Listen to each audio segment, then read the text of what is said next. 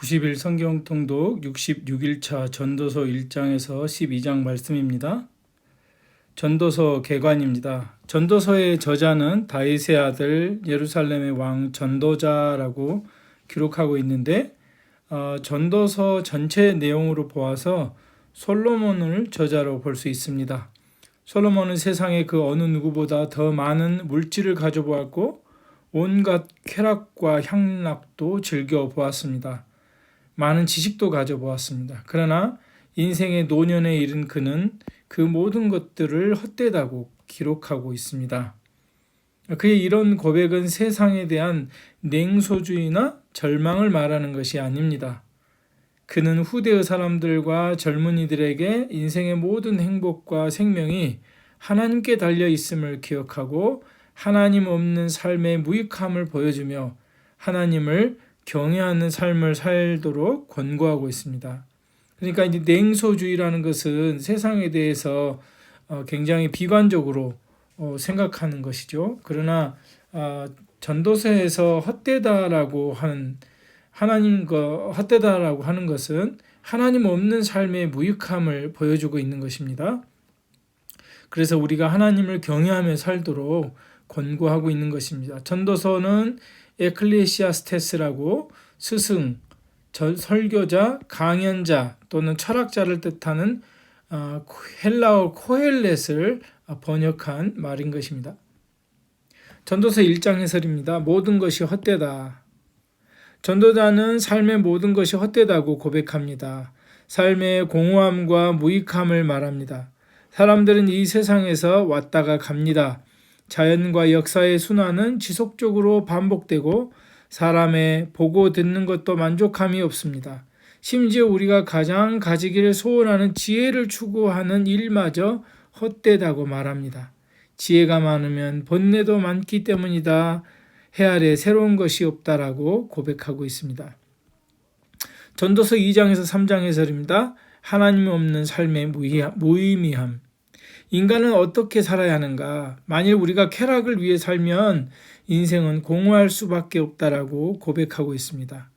인간의 지혜에도 한계가 있다. 왜냐하면 지혜가 어리석음보다 낫지만은 결국 죽음이 모두를 우둔하게 만들기 때문이라고 고백합니다. 전도자는 또한 모든 일엔 때가 있다고 말합니다. 우리는 그 때를 이해할 수 있을지라도 하나님이 하시는 모든 일을 알 수 없고 모든 일이 하나님의 주권에 달려있다라고 고백합니다. 이는 사람들이 하나님을 경외하려고 하는 것임을 깨달았다고 말합니다. 그러니까 우리가 미래의 일을 알 수 없는 것은 그리고 불안해하는 것은 결국 뭐 하게 하려는 겁니까? 하나님을 경외하려고 하신 것이다. 그래서 우리가 미래의 일을 깨닫지 못하게 한 것이다 라고 고백하고 있습니다. 인생의 모든 주권은 하나님께 달려있다라고 고백하는 것입니다. 인생에는 또한 불공평과 부패가 있지만 하나님은 공의의 심판으로 때를 정해 주셨다. 그래서 이 세상에 불공평과 부패가 있지만 하나님의 심판이 반드시 있을 것이라고 또한 얘기하고 있는 것입니다. 전도서 4장 해설, 해 아래서의 삶. 인생에는 학대도 있고 사람들은 일에 시달리고 서로 이기려 하고 무엇 때문에 그 모든 수고를 하는지를 계속해서 자문하고 있습니다. 전도자는 지혜롭게 살 것을 말합니다. 선을 행하고 서로 도우며 살 것을 말합니다. 전도서 5장입니다. 하나님을 경외하라. 하나님을 경외할 것에 대한 가르침을 말하고 있습니다. 하나님 앞에 함부로 말하지 말며 소원하는 것은 반드시 갚을 것이며 물질에 대한 절제와 만족을 말하고 있습니다. 재물은 이 세상을 떠날 때 아무것도 가지고 가지 못한다. 하나님께서 그에게 일평생 주신 바를 기뻐하고 즐거운 생활을 하라. 그것은 하나님의 선물이다. 그러니까 우리가 이 세상에서 우리가 어떻게 말하면 이 세상의 것을 아주 즐기지 마라. 그런 것만을 말하고 있지는 않습니다. 하나님께서 이 세상에 우리 일평생에 주신 바를 기뻐하고 즐거운 것도 하나님의 뜻이라고 말하고 있습니다. 그것은 하나님의 선물이다라고 또 이야기하고 있습니다. 전도서 6장 해설입니다. 해 아래에서의 삶. 해 아래에서의 불행한 삶이 있다. 자신이 수고한 것들을 누릴 기회가 없다면 오래 산들 무슨 가치가 있겠는가. 사람의 수고는 다 자기의 입을 위함이나 그 식욕은 채울 수 없다라고 말합니다. 즉 탐욕에 지배받는 사람은 결코 만족을 누리지 못할 것을 말씀하고 있는 것입니다. 전도서 7장 해설입니다. 지혜자와 우매한 자. 삶과 죽음에 있어서 죽음을 생각하는 것이 지혜롭다. 전도자는 삶을 진지하게 바라볼 것을 말합니다. 형통한 날에는 기뻐하고 곤고한 날에는 뒤를 돌아보라. 인간이 이해할 수 없는 일들도 있지만 의로움에도 불구하고 멸망한 사람도 있고 악행에도 불구하고 장수하는 사람들도 있다. 때문에 지나치게 의인이 되지도 말며 지나치게 지혜자도 되지 말라. 지나치게 악인이 되지 말고 우매자도 되지 말라고 권고하고 있습니다. 인생은 이해되지 않는 면이 많이 있습니다. 그러나 하나님은 우리를 올바로 지으셨고 우리의 공경은 우리가 스스로 조성한 것이다 라는 이야기를 또한 하고 있습니다. 전도서 8장 해설입니다. 악인들과 의인들. 신앙이 악의 문제를 해결하지는 못한다. 악인이 당해야 마땅할 일이 의인에게 일어나기도 하고 악인이 부러움의 대상이 되기도 하고 안락한 때를 즐기기도 합니다. 비록 모든 증거가 정반대일지라도 하나님의 사람은 자신의 믿음이 참되다고 주장할 수 있을 뿐이다. 인간이 하나님의 수수께끼 같은 일을 풀려고 지혜를 써도 해 아래에서 행해지는 일을 사람이 능히 알아낼 수 없다. 그러니까 우리 인간의 한계를 인정하고 있는 것이 지혜라는 것입니다. 인간의 벌어진 일들 가운데 하나님의 행사를 인간은 능히 알 수 없다라고 고백하고 있습니다.